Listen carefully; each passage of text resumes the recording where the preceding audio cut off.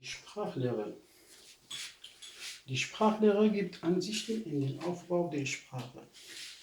Sie hilft damit, Sprache besser und richtig zu verstehen und zu gestalten. Wörter sind Sinnträger der Sprache. Die Sprache besteht aus Wörtern und Sätzen.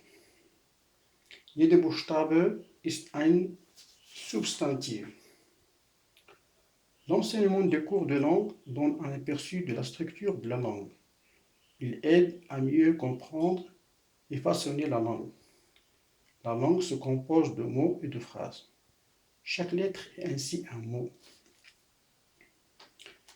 تعطي دروس اللغة نظرة عامة على بنية اللغة وتساعد على فهم اللغة وتشكيلها بشكل أفضل. الكلمات هي رموز اللغة.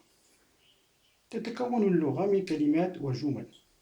كل حرف هو بمثابة كلمة. The language lessons give an overview of the structure of the language and help to understand and shape the language better.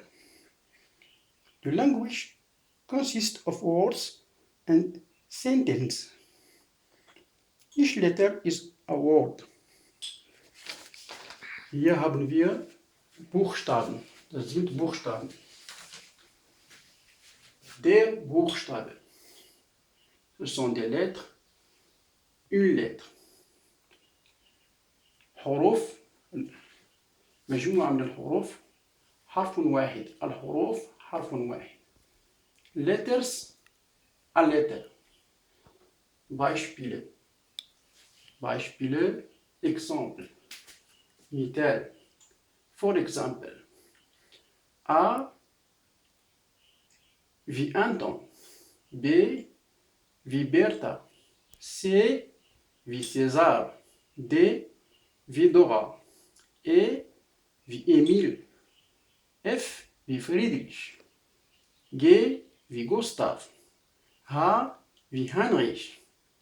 I wie Ida. J wie Julius.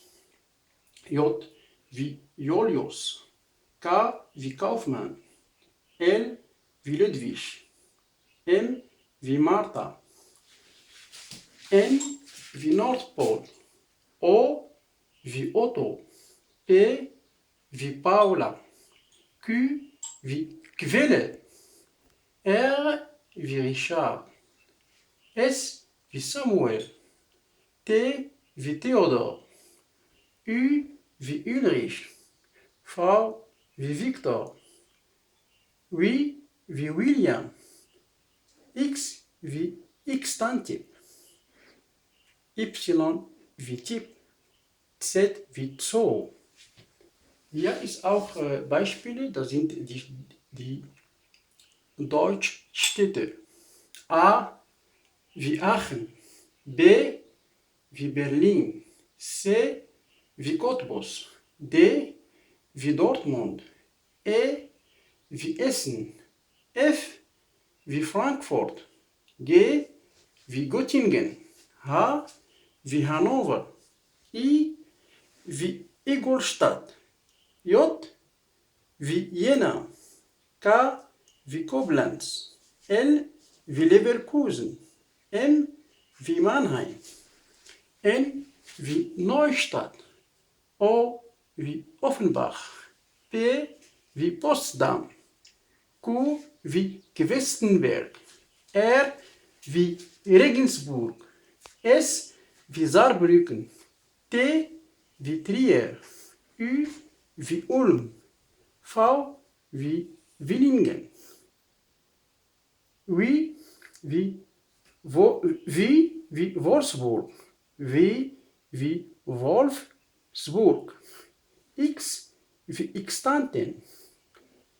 Z wie Zwickau. Also Y gibt es keine Beispiele als Deutschstädte.